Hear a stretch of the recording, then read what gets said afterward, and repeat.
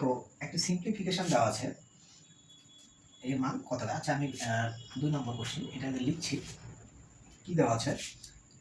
25 to the power 4 plus 1250 plus 1 minus 25 whole square by কত দেওয়া আছে?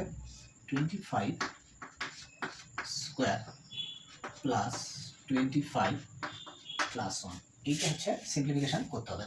তো এক্ষেত্রে দেখো, এটা দেখো আমরা ডিজিটাল সাম বা ইউনিট ডিজিটের মাধ্যমে একটু ক্যালকুলেশনটা জটিল হবে, আমরা ফর্মুলা উপর বেস করে অঙ্কটা করব। তো এটাকে দেখো, এখানে একটা বর্গের সূত্র তৈরি করা যায়।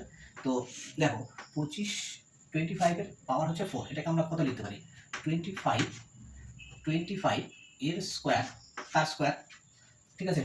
আর এইটা হচ্ছে 2 ইন্টু 25 এর square dot 1 plus 1 square minus 25 এর স্কোয়ার, ঠিক আছে।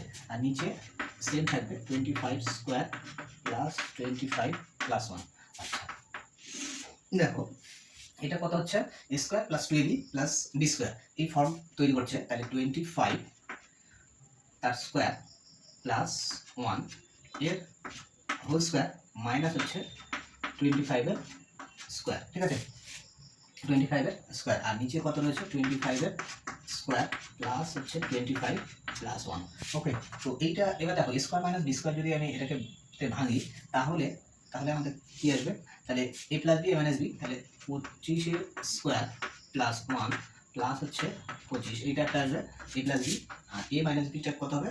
25 এর স্কোয়ার প্লাস 1 মাইনাস হচ্ছে 25 বাই 25 এর স্কোয়ার প্লাস 25 প্লাস 1। তো দেখো এক্ষেত্রে এই যে এই দুটো টার্ম হচ্ছে 19 থেকে ক্যান্সেল হয়ে গেল। তাহলে আমাদের মেন থাকলো কিন্তু 25 স্কোয়ার প্লাস 1 মাইনাস 25। তাহলে 25 স্কোয়ার কত হয় আমরা জানি? 625।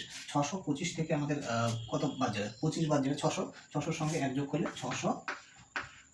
তাহলে আমাদের সঠিক আনসার কিন্তু 601 হচ্ছে। তো এক্ষেত্রে আমাদের কারেক্ট আনসার হবে অপশন নাম্বার বি। তো বি হচ্ছে কারেক্ট আনসার। তো অঙ্কটা একটু হচ্ছে ক্যালকুলেটিভ ছিল, ফর্মুলার উপর ফর্মুলাতে না ভাঙলে অঙ্কটা একটু লেন্দি হবে। তো আশা করি তোমরা সম্পূর্ণ বুঝতে পারলে। তো চলো পরে কোশ্চেন।